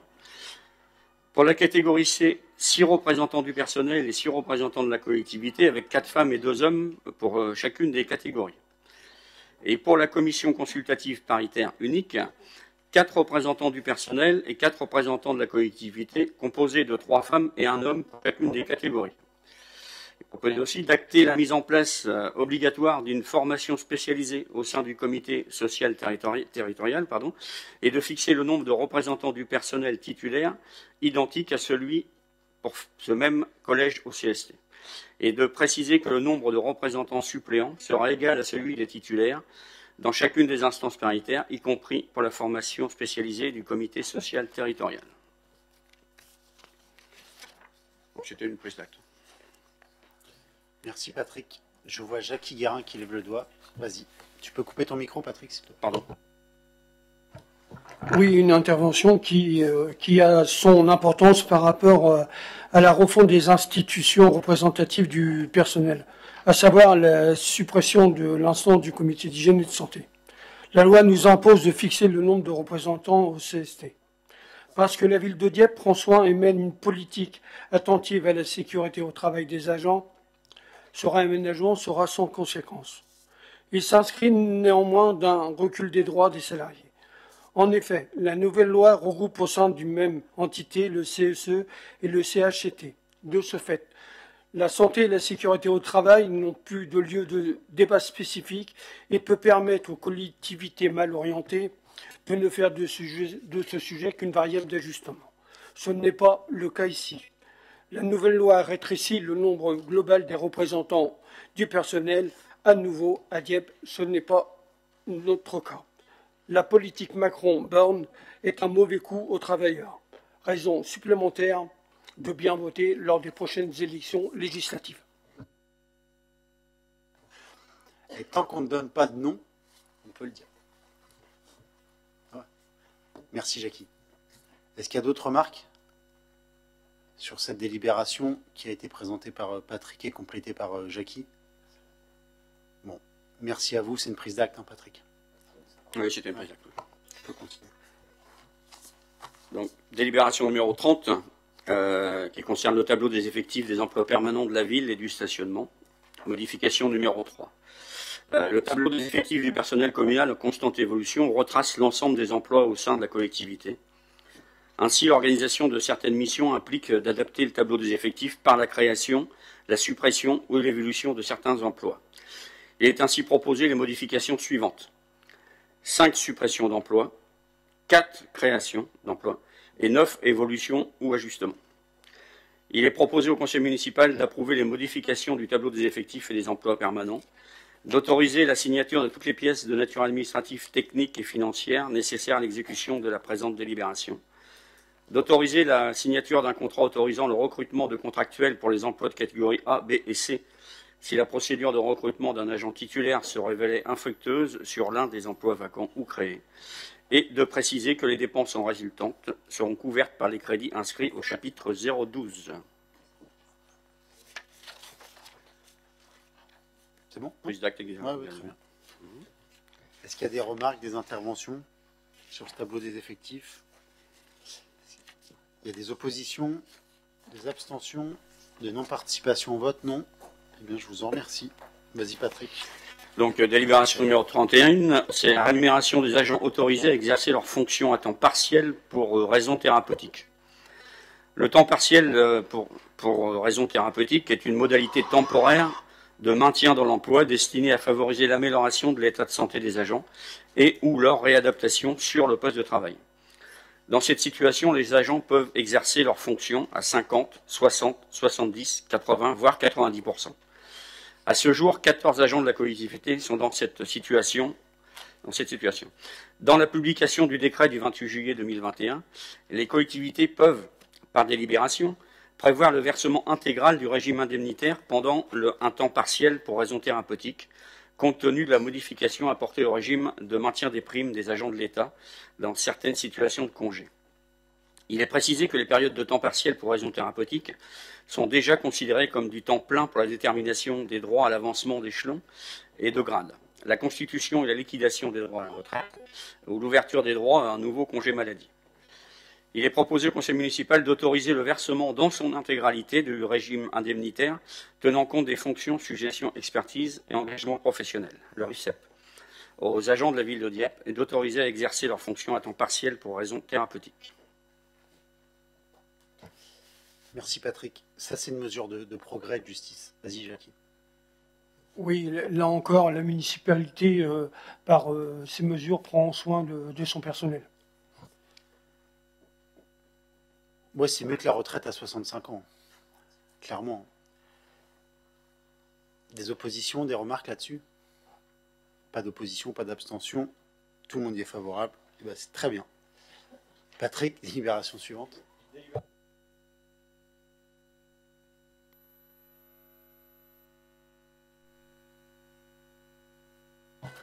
C'est mieux avec ça. Le label Ville d'art et d'histoire draine un public important pendant l'été et de nombreuses réservations de visites guidées sont d'ores et déjà enregistrées pour la prochaine saison estivale. Afin de pouvoir répondre aux demandes de visite pour la période du 26 mai au 5 septembre 2022, il est possible de recourir à un guide conférencier de manière ponctuelle. Ce dernier sera amené à intervenir sur 3 thématiques différentes: la cité maritime, de la ville médiévale et de la ville classique, et du raid de Dieppe du 19 août 1942. Il est proposé au conseil municipal d'autoriser le recours à un guide conférencier vacataire durant la période du 26 mai au 5 septembre 2022, de fixer la durée de chaque visite à 1h30 pour la visite cité maritime, à laquelle il convient d'ajouter un temps de billetterie et de contrôle de 30 minutes. Des visites de 2 heures pour la visite de la ville médiévale à la ville classique, auquel il convient d'ajouter un temps de billetterie et de contrôle de 30 minutes. Et 1h30 pour la visite le raid du 19 août 42, à laquelle il convient d'ajouter un temps de billetterie et de contrôle de 30 minutes. Et de prévoir un temps de préparation de 7 heures pour chacune des 3 thématiques afin de permettre au guide conférencier d'acquérir de nouvelles connaissances. De fixer la durée de chaque vacation 1 heure sur la base d'un taux horaire de 37,33 € brut, soit 30 € net, et d'autoriser la signature de l'acte d'engagement correspondant. Merci Patrick. Pas de remarques là-dessus? Pas d'opposition? Merci à vous. Il y a une belle expo à voir à Dieppe-Ville-d'Ar en ce moment sur les 5 siècles d'histoire entre Dieppe et le Canada. C'est vraiment très intéressant, on apprend encore des choses. Patrick? Non? Pauline? Pardon. Vas-y. Alors, le groupe France Interaction Handicap travaille depuis nombreuses années avec les collectivités territoriales. Il propose des actions de sensibilisation, de formation autour de la qualité de vie au travail, du maintien à l'emploi et de la santé au travail.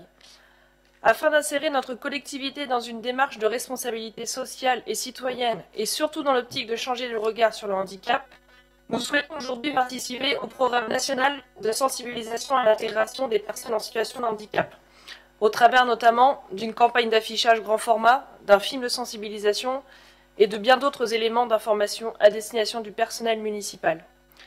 Financé par le Fonds pour l'insertion des personnes handicapées dans la fonction publique dans son intégralité, ce programme d'action sera décliné dès le mois de juin 2022 dans l'ensemble des services de notre collectivité. Ce programme répond notamment à l'application de la loi du 11 février 2005 et donne l'opportunité d'exercer un nouveau regard sur le handicap. Ses objectifs majeurs sont de faire tomber les préjugés, d'instaurer un climat de confiance avec les agents et ainsi de répondre et participer à une meilleure inclusion. Je rappelle d'ailleurs que 80% des handicaps sont invisibles. Par ailleurs, il permettra à la ville de Dieppe d'obtenir la labellisation collectivité handi accueillante, qui pourra être mise en avant dans l'ensemble des outils de communication. La ville de Dieppe et son logo seront également visibles par l'ensemble des autres collectivités et acteurs externes qui sont actifs dans le secteur du handicap. Le programme se déroulera, lui, en organisant différentes formations pour avoir des référents et des encadrants, ainsi qu'une campagne de sensibilisation donc à destination de nos agents. Le coût global de cette campagne pour 2022 est de 20 000 € qui sera intégralement pris en charge par le FIPH. Considérant la volonté de la municipalité d'être une collectivité handi accueillante et l'intérêt de ce dispositif pour l'ensemble des agents, il est donc demandé au conseil municipal d'autoriser monsieur le maire à signer tous les documents relatifs à la mise en place de ce programme à destination des agents municipaux et d'autoriser monsieur le maire à engager les dépenses et recettes qui s'y rattachent et solliciter les subventions au FIPH. Merci Pauline. C'est la politique inclusive globale qui se décline progressivement dans l'ensemble des champs municipaux. Est-ce qu'il y a des remarques sur cette délibération? Pas d'opposition? Eh bien merci, il n'y a plus qu'à. Délibération suivante. Patrick? Oui, délibération numéro 34 qui concerne le marché public de fourniture d'électricité pour le groupement de commandes de la ville de Dieppe, de l'assiette dieppoise et du CCAS de Dieppe. Les marchés de fourniture d'électricité de la ville de Dieppe, mais également de la régie de l'assiette dieppoise et du CCAS, arrivent à échéance au 31/12/2022. Il convient donc de relancer une procédure relative à la fourniture d'énergie. Pour cette dernière, il est proposé de nouveau la constitution d'un groupement de commandes. Un projet de convention de groupement de commandes fixe l'organisation de la commission d'appel d'offres du groupement et prévoit notamment de désigner la ville de Dieppe comme coordinateur du groupement, de faire supporter à la ville de Dieppe l'ensemble des frais de publicité, de mise en concurrence et de reprographie, et de désigner 2 représentants de la ville de Dieppe, élus parmi les membres titulaires de la commission d'appel d'offres, ayant voix délibérative. Il est proposé au conseil municipal d'approuver la constitution d'un groupement de commandes avec l'assiette dieppoise des CCAS pour la passation, les CCAS de Dieppe, pour la passation d'un marché de fourniture et d'acheminement d'électricité, d'autoriser la signature de la convention de groupement de commandes du marché de toutes pièces si important, et d'élire parmi les membres ayant voix délibérative de la CAO de la ville de Dieppe un représentant titulaire et un suppléant pour siéger à la commission d'appel d'offres du groupement de commandes.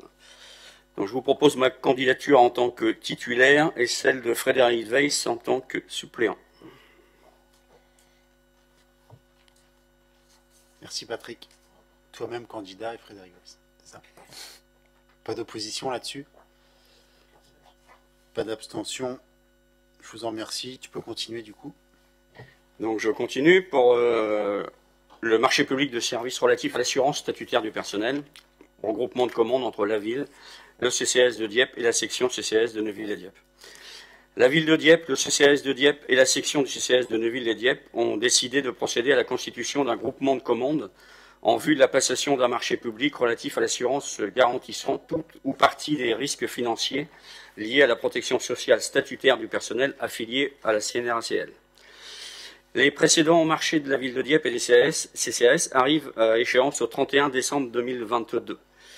Depuis le 1er novembre 2019, les aides à domicile employées de manière permanente, placées en position de stagiaires, ont été affiliées à la CNRACL. Ces agents ne dépendant plus du régime général de sécurité sociale, il a été souhaité de souscrire une assurance statutaire pour les personnels garantissant les risques d'accident de service, accident de trajet, maladie professionnelle ou, hélas, décès. Un projet de convention de regroupement de commandes fixe l'organisation de la commission d'appel d'offres du groupement et prévoit notamment de désigner la ville de Dieppe comme coordonnateur du groupement, de faire supporter à la ville de Dieppe l'ensemble des frais de publicité, de mise en concurrence et de reprographie, et de désigner 2 représentants de la ville de Dieppe, élus parmi les membres titulaires de la commission d'appel d'offres ayant voix délibérative. Il est proposé au conseil municipal d'approuver la constitution d'un groupement de commandes avec le CCAS de Dieppe et la section du CCAS de Neuville pour la passation d'un marché d'assurance statutaire du personnel, d'autoriser la signature de la convention de groupement de commandes et de toutes les pièces si important, et d'élire parmi les membres ayant voix délibérative de la CAO de la ville de Dieppe un membre titulaire et un membre suppléant pour siéger à la commission d'appel d'offres du groupement de commandes. Et donc je vous propose aussi ma candidature en tant que titulaire et celle de François Lefebvre comme suppléant. Merci Patrick. Pas d'opposition là-dessus. Merci. Patrick encore. Oui, délibération 36. Le conseil municipal du 30 septembre 2021 a accordé la garantie de la ville de Dieppe à hauteur de 70% à Sodinoff Habitat Normand pour un prêt destiné à la construction de 28 logements locatifs, îlot Pasteur, Villa du Forum, rue des Marquets à Dieppe. Sodinoff Habitat Normand a également sollicité le département pour l'obtention de sa garantie à hauteur de 30%. Le conseil départemental n'ayant pas pu délibérer à la date de la validité du prêt initial, le contrat de prêt de la Caisse des dépôts a été rendu caduc. Il s'avère nécessaire de délibérer sur un nouveau contrat de prêt dont le montant total du prêt de ces 2 lignes reste inchangé, soit 953 050 €.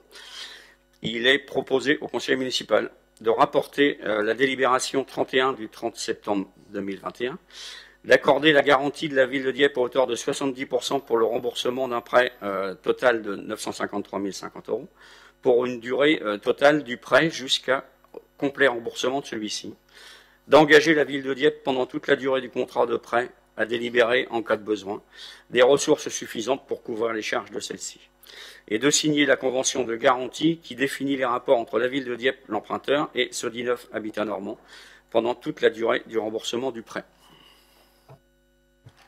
Merci Patrick. On avait déjà délibéré sur le même sujet, mais il fallait le refaire, quoi. Pas d'opposition, pas d'abstention. On a pu constater la semaine dernière, je crois, il y a 15 jours, la qualité des logements, la qualité de la réalisation. Et ce qui est encore plus fort, c'est les témoignages des gens qui y habitent, leur parcours de vie, quel qu'il soit. Le fait que maintenant ils puissent bénéficier d'un balcon, ce qui n'est pas rien après ce qu'on a vécu pendant le Covid et l'enfermement, pour se dire que c'est vraiment une offre qui est attendue en cœur de ville et qu'il va falloir qu'on continue à la développer. Merci à vous. Délibération suivante, Patrick, la dernière pour toi. La dernière, ouais. Donc, Caisse d'épargne de Normandie, il s'agit là des parts sociales supplémentaires. Le conseil municipal du 27 mars et du 11 mai 2000 a autorisé l'acquisition de 762 parts sociales auprès de la Caisse d'épargne de Normandie. Chaque année, la ville de Dieppe perçoit de la Caisse d'épargne de Normandie des intérêts provenant de ces parts sociales. Suite à la crise sanitaire de 2020, la Banque centrale européenne a émis une recommandation aux établissements de crédit de ne pas verser de dividendes jusqu'au 1er janvier 2021. Afin de respecter cette recommandation et de permettre aux sociétaires de percevoir la rémunération des intérêts des parts sociales, la Caisse d'épargne de Normandie a décidé lors de son assemblée générale d'attribuer 9 nouvelles parts sociales au prix unitaire de 20 € pour un montant total de 180 €. La différence entre le montant des intérêts et les nouvelles parts sociales reste créditée sur notre compte. Il est proposé au conseil municipal d'acter l'acquisition de 9 nouvelles parts sociales auprès de la Caisse d'épargne de Normandie. Le nombre de parts sociales détenues par la ville de Dieppe auprès de la Caisse d'épargne de Normandie s'établit donc à présent à 771 parts. Merci Patrick. Moi, c'est des délibérations pas ordinaires, c'est le conseil municipal, mais c'est drôle. Pas d'opposition, pas d'abstention. Ça va, c'est ni la Barclays, ni le HSBC, donc ça va. C'est une coopérative. Exactement. Pas d'opposition, merci. François Lefebvre. Oui. Alors, 3 délibérations. La 38, c'est une désaffectation et un déclassement du domaine public communal des parcelles cadastrées section 466H, 184 et 186, situées au 18 rue Jacques Prévert à Neuville-les-Dieppe, d'une contenance totale de 768 m² pour cession au profit de M. Steven Robb et Mme Audrey Ridel. Donc il s'agit d'une maison qui était dans le giron de l'école Prévert, voilà, qui devait faire l'objet d'une vente aux locataires précédents, mais qui sont partis tout compte fait sans acheter. Et on a eu une proposition d'achat quelques temps plus tard. Donc voilà, c'est cette proposition qu'on vous remonte. Donc il s'agit d'acquérir les parcelles pour un montant de 75 000 € et d'y ajouter les frais de gestion que l'on pratique depuis quelque temps. Voilà, dire qu'il y a un grand nombre de travaux, à mon avis, qui sont même d'ailleurs un peu sous-estimés compte tenu de la remontée des prix des matériaux actuels. Et c'est une maison de type 3, pour préciser, pour aller jusqu'au bout, avec notamment une toiture terrasse à refaire, et puis un peu d'isolation. Voilà. Ouais, il reste les murs, quoi. Merci François. Des questions, des observations là-dessus? Pas d'abstention? Abstention? Ok, pas d'opposition. Merci à vous. Délibération suivante, François Lefebvre.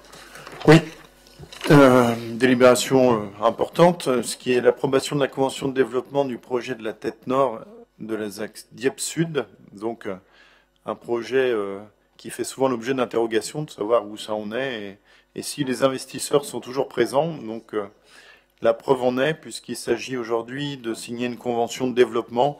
Alors cette convention sert à réaffirmer la volonté commune des investisseurs et de la ville de développer le projet Tête Nord sur les axes sud. Permet aussi de mettre un cadre et des ambitions pour ce projet. Mais pour autant, cette convention ne fiche pas dans le marbre le projet et son orientation, le projet définitif et son orientation. Cette convention est évolutive et fera l'objet aussi de nombreuses phases de validation, puisque aujourd'hui il y a un certain nombre d'éléments qui restent des objectifs, mais qui ne sont pas forcément des objectifs qui seront ceux de la fin du projet, puisque c'est un projet qui vit au fil du temps et en lien notamment avec l'époque et avec la situation économique. Alors, c'est une convention qui existait du temps de la CEMAD, quand la CEMAD était chargée de l'aménagement de la ZAC Sud. La reprise de cet aménagement par la ville en direct fait que les investisseurs n'avaient plus de convention depuis quelques années. Et aujourd'hui, puisque dans le cadre du PPRLI, on y voit un peu plus clair, nous avons souhaité de nouveau contractualiser et puis voilà, rédiger cette convention qui permet d'avoir un cadre général. Ça y est? Ouais. Merci.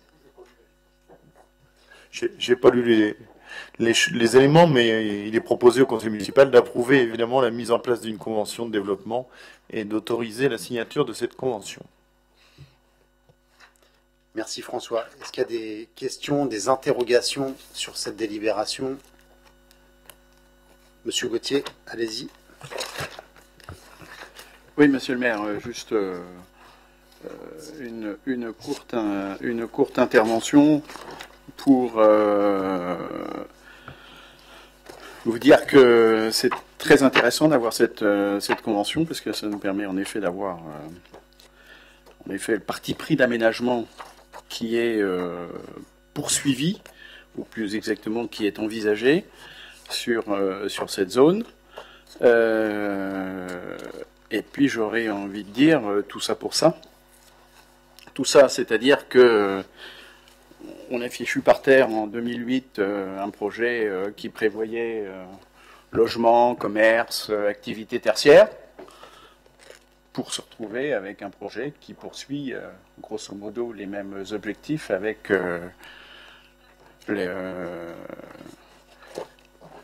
voilà, on est loin du projet d'aménagement industrialo-portuaire qui avait été porté par votre prédécesseur en 2008, et on retrouve en effet un aménagement de cette tête nord qui est très similaire avec des logements dont on dit qu'il faut en effet cibler les personnes à haut potentiel d'achat. C'est intéressant. Voilà, donc on est satisfait évidemment que ça reparte, que ce projet reparte.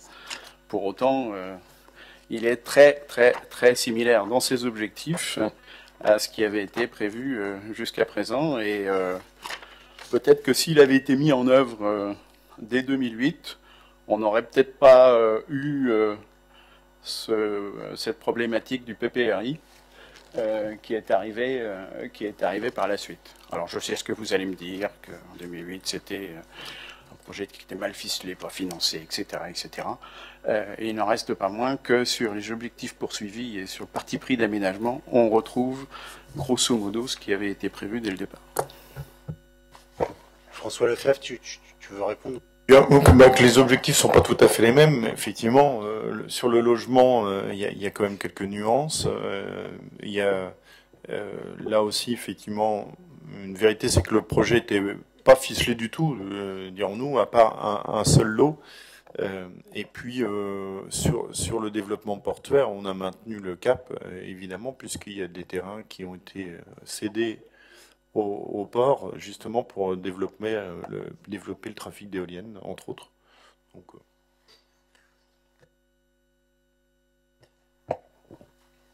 oui, puis c'est vrai que tenir compte du risque d'inondation, c'est pas pertinent. D'avoir voulu faire un parking souterrain sur cette zone-là, comme c'était prévu dans le projet, ça aurait sûrement été un aménagement aussi efficace que la Grande Rue ou que les Bains, et qu'on aurait été bien avec un parking souterrain en pleine zone d'inondation. Ça, c'est certain, monsieur Gauthier. Donc, je pense que non seulement, rien que pour ça, Sébastien Jumel à l'époque a bien fait, avec l'équipe, de ne pas soutenir le projet. Et puis ensuite, votre projet, alors qui n'était pas ficelé du tout, mais qui prévoyait que du logement de standing, il visait à complètement modifier l'équilibre de la ville et la destination de cette partie-là de la ville. Et comme l'a dit François Lefebvre, quand même, il y a quelques terrains, et avec de grands espaces, mais pas assez en plus, qui ont été réservés à Port de Normandie pour développer son trafic, parce que la priorité pour le port, et tout le monde le sait autour de la table, et notamment de la nouvelle direction. Depuis que les 3 ports de Normandie sont rassemblés, Dieppe, Ouistreham et Cherbourg, c'est de développer le port, et pas de changer la destination du port comme le voulait la précédente direction, la précédente présidence, et que pour ce faire, il y a besoin de terrain. Et c'est pour ça qu'il y a 1 an ou 2, on avait vendu des terrains à Port de Normandie pour que Port de Normandie développe le trafic sur ces espaces. Et donc, on n'a pas tourné le dos à la vocation industrielle ou portuaire.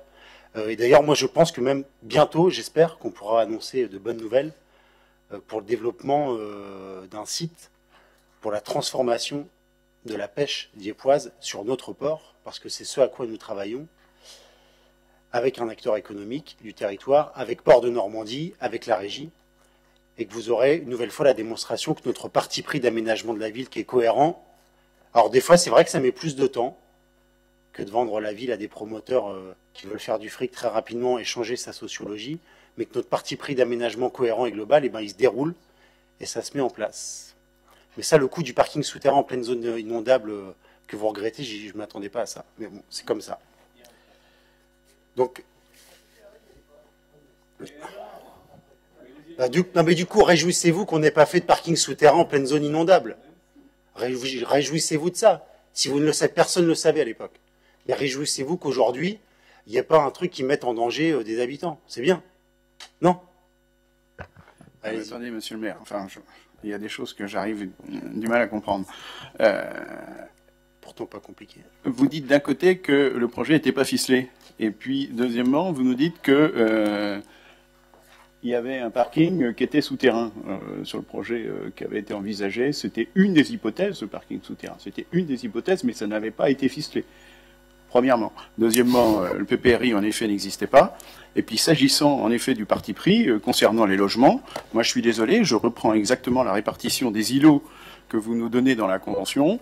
Appart-hôtel, 30 unités. Logements en accession, 225 unités. Logements sociaux, 27 unités.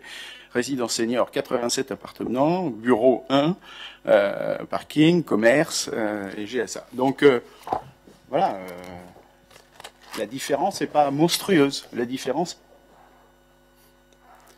Ouais, ce que vous savez aussi, c'est qu'autour de cette zone, il y a d'autres espaces de développement de logements sociaux qui n'existaient pas il y a 10 ans. Et que ces équilibres-là, ils seront encore à affiner en avançant. Donc ça, vous le savez. Et puis moi, j'assume ça. Et nous assumons ça aussi, de mettre des appartements ou des parcelles, c'est ce à quoi nous travaillons sur le Val d'Arquet 2, aussi pour permettre à des familles d'acheter et de s'installer sur Dieppe. Parce que la bataille démographique, on la mène aussi comme ça. Voilà. Alors, qui s'oppose à cette délibération? Après tout ce débat, qui s'abstient? Bon, bah, vous voyez, on a bien fait de tout réécrire. Merci à vous. Délibération suivante, François. Oui. Délibération numéro 40, c'est l'adoption du protocole de lutte contre l'habitat indigne établi pour le ressort du tribunal judiciaire de Dieppe. Alors, ça fait suite à un travail qui a été engagé par le service mis en place récemment LHI au sein de la collectivité, donc lutte contre l'habitat indigne. Et donc ce protocole a plusieurs objectifs. Alors globalement, il permet de fluidifier les relations entre les différentes instances, de raccourcir certaines procédures et de permettre le dialogue par le biais d'une mise en place d'une coordination, alors qui se veut à minima assez light, mais qui, je pense, devra être assez serré en termes de rencontres, notamment au début, de façon à mettre en place de bonnes habitudes de travail en commun. Mais c'est l'objectif de ce protocole, donc c'est plutôt intéressant. Merci François. Il y a des interventions sur ce... Si là vous prenez pas part au vote, c'est ça? Ouais, comme vous présidez la DIL. Et ça, c'est aussi permis, ce travail-là, par le renforcement de l'équipe à l'urbanisme sur ce volet lutte contre l'habitat indigne, avec une directrice adjointe qui est arrivée.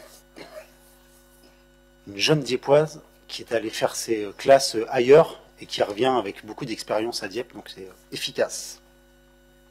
Pas d'opposition, du coup, non-participation au vote pour Monsieur Gauthier. On continue, François? Oui, merci Nicolas. Bon, eh bien, comme tu le disais tout à l'heure, la saison reprend. Donc, comme la saison reprend, il faut à nouveau délibérer sur la période de surveillance de la baignade sur les plages de Dieppe et de Puy pour l'été 2022, dans le cadre d'un partenariat avec le SDIS 76 et les sapeurs-pompiers volontaires saisonniers. Donc, dans le cadre du dispositif saisonnier de la ville, il est organisé la surveillance de la baignade sur la plage de Dieppe, sous forme de 3 postes de secours, et sur la plage de Puy, sous forme d'un poste de secours pour la période qui court du 2 juillet au 31 août, c'est-à-dire 61 jours. Pour cette prestation, la ville de Dieppe a sollicité à nouveau pour cette année le service départemental d'incendie et de secours de la Seine-Maritime. Monsieur Gauthier, vous ne pourrez par conséquent pas prendre part au vote, j'en suis désolé. Et afin de mettre à disposition 2 sapeurs-pompiers volontaires saisonniers par poste et un équipier volontaire supplémentaire pour le secteur de la plage de Dieppe durant toute la période de surveillance. Le montant de l'offre présentée par le SDIS s'élève à 70 761,34 € net, qui est calculé sur la base des taux d'indemnité horaire de 2021, auquel a été appliquée une hausse de 2%. Il est ici rappelé que la somme précise dont la ville de Dieppe sera en définitive redevable envers le SDIS sera calculée et ajustée en fin de période en fonction des effectifs réellement employés et des prestations réellement assurées. Il est donc demandé au conseil municipal d'approuver la période de surveillance souhaitée, c'est-à-dire du 2 juillet au 31 août, le nombre de sauveteurs par poste, 2 à minima, et d'autoriser le maire à signer avec le SDIS la convention.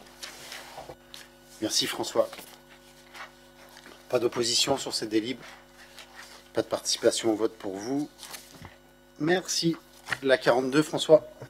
Oui, il s'agit d'une délibération relative à une convention de partenariat avec l'Office du tourisme Dieppe-Maritime concernant la mise en place d'un pass tourisme pour la saison 2022. Dans le cadre de ces missions de fédération des acteurs touristiques et de promotion du développement de l'offre touristique, l'Office du tourisme Dieppe-Maritime propose de mettre en place, à compter du 1er juillet prochain et jusqu'au 30 septembre 2022, un nouveau pass tourisme destiné aux visiteurs des sites et équipements situés dans l'agglomération Dieppe-Maritime. C'est en fait une autre formule qui est proposée aux touristes désireux de visiter un certain nombre d'équipements dieppois. C'est un pass individuel, désormais, non plus familial, valable sur une journée ou sur 3 jours, sur la période du 1er juillet au 30 septembre, et qui donne accès indistinctement au château-musée, aux visites guidées de Dieppe, ville d'art et d'histoire, et au mémorial du 19 août 42. Donc le modèle économique qui est proposé et qui semble très pertinent, puisque beaucoup plus simple que le modèle économique précédent, c'est que les touristes achètent le pass auprès de l'Office du tourisme au prix fixé pour 2022 à 20 € par adulte et 10 € par enfant jusqu'à 12 ans, à partir de 12 ans, pour le pass journée, et à 35 € et 20 € pour le pass 3 jours.